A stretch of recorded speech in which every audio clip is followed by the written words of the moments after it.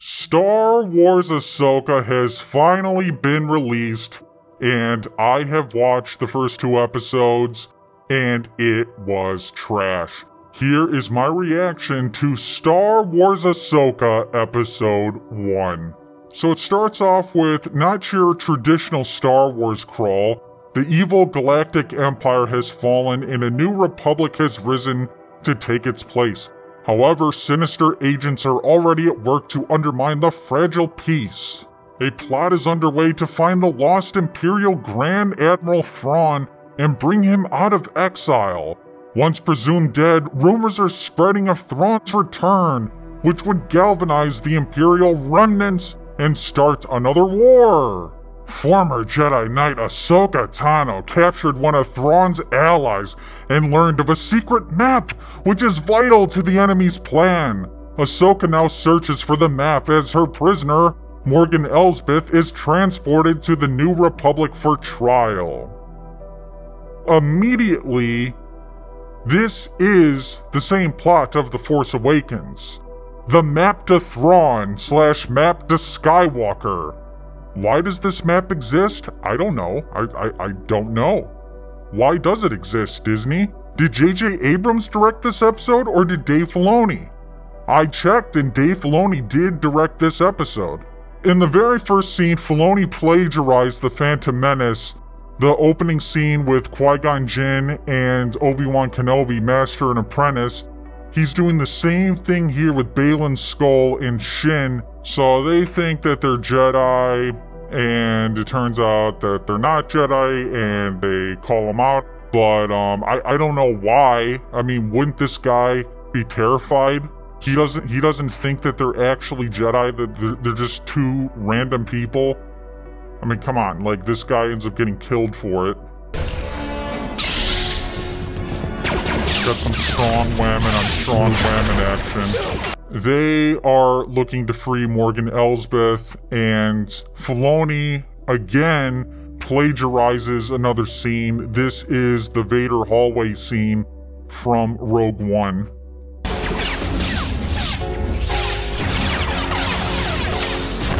This is literally a copy of the scene from Rogue One. So they find Morgan Elsbeth and they free her because they want to get the map to Thrawn. Ahsoka used the Jedi mind trick to get some info out of Morgan, and Morgan told her where to find this Thrawn map, and so that leads her here.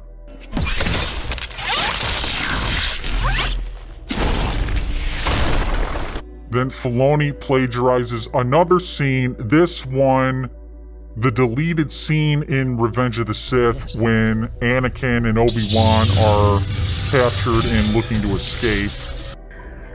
Then this is several minutes of what looks like to be another ripoff of The Fifth Element. And Disney is not new to doing anything like that. They ripped off The Fifth Element with their Star Cruiser Hotel. Gaia, the blues singer. After ripping off The Fifth Element, Ahsoka is able to find the map, which is contained inside a Pokeball. And then why not, she can't just get out of here without something happening. I don't understand, maybe I missed something, why does this map exist? Why is it located here? And if it's important, it leads to Thrawn, like, I just don't understand, like, why it's here. But now Ahsoka has to battle these people and these droids, and definitely gonna take care of them. Filoni's Bay. This being the first combat scene with Ahsoka is very underwhelming, very stupid, just slicing and dicing droids. But this is a Filoni-directed episode. This is what he wanted you to see. So Ahsoka then meets up with Hera, and Hera's like, hey, these 2 Dark Jedi have taken Morgan Elsbeth, she's gone, and then tells her that Sabine is the one that could actually open this map, and I don't understand why she's the only one who can do that. Another thing that's going on in this show is Sabine and Ahsoka used to be master and apprentice. Like, she was Ahsoka's apprentice to be a Jedi, but they do not reveal if Sabine is Force sensitive at all in this episode. They just don't reveal it. And this was something that was not hinted at in Rebels. She did have the Darksaber. She did know how to fight, but being Force sensitive, they did not hint at that at all, and Ahsoka training her, they did not do anything like that. So this is all off screen. Then this scene, they need to show that she's a rebel and that she's, she's just not gonna like play by the rules. So they waste several minutes trying to develop her character into being a badass.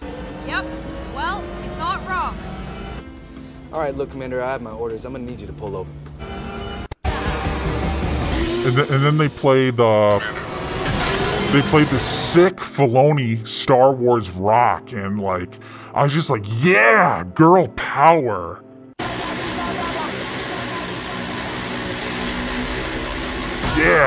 Yeah, that's real crunchy. And then they have her do this sick move on the motorcycle. Wow, like, it's so cool. This scene just really does nothing, but it's in here for some reason. Then we get to Sabine's house, and you can see here she's got some sort of cat. And this is merchandising for Disney. This is the Grogu, this is the Babu Frick, this is the Porgs. In this show, they're not just in the background. Like, they stop what they're doing to acknowledge them and interact with them. Just very consistent with Disney Star Wars.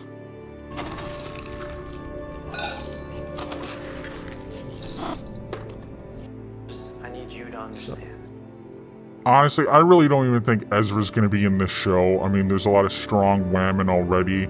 Ezra might just be at the end of it. And if you're a casual, you have no idea who this guy is. Ahsoka comes to meet up with Sabine. Hey, Sabine, need you to open this map for me. Again, I don't understand why she's the only one who can do that. Then Ahsoka specifically tells her to not take this map, and she defies her orders, takes it anyways.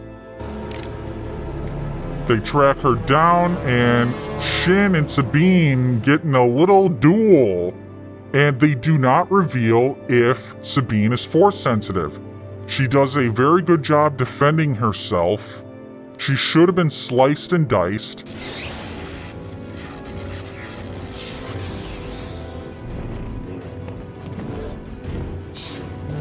But she goes for a very long time until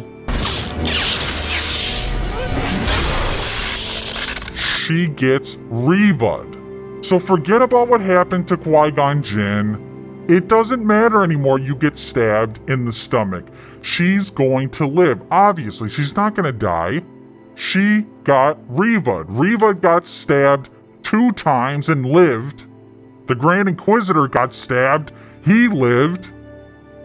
Lightsabers just don't mean anything anymore. There's no consequences. And this is a Dave Filoni directed episode. And it's just consistent with terrible Disney Star Wars. And the episode ends with that. Shin runs away, and this episode was completely terrible. You know, I don't mind slow-paced shows, but it's gotta be good. These characters, no one cares about these characters. Even if you've seen Star Wars Rebels, you just have a hard time connecting with them. Another thing is Ahsoka, played by Rosario Dawson, is just very flat, very boring.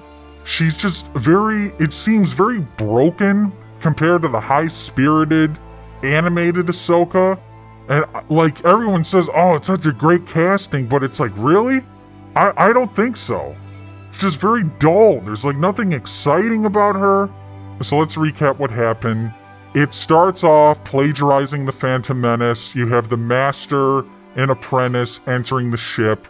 Then Filoni proceeds to rip off the Vader Rogue One hallway scene. Then the entire plot is basically the same plot as The Force Awakens, trying to find the map to Thrawn, trying to find the map to Skywalker, and it's never revealed in The Force Awakens or the sequel trilogy why this map exists, and I don't suspect we're gonna figure out why this map to Thrawn exists and why it was hidden. Then we get several minutes of Sabine being a rebel, doing tricks with her motorcycle, heavy Disney merchandising in the show, then an undeveloped master and apprenticeship between Ahsoka and Sabine, and then Sabine gets Reva'd at the end.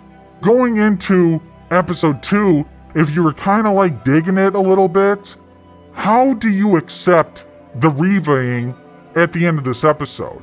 Surely you didn't like the Kenobi show. Surely you had a problem with Reva and how she could just be stabbed multiple times and be okay. And this is supposed to be Dave Filoni, the savior of Star Wars, according to a lot of people, and he is pulling a Reva in his own show and the very episode he's directing. This episode was garbage. I am going to also be making a full breakdown of this episode. People need to know how terrible it is. So make sure to become a knight, subscribe to the channel, join the Knights of Melvin Discord, help plot to take down Disney and all their shills. The dark side of the Force is a pathway to many abilities some consider to be unnatural.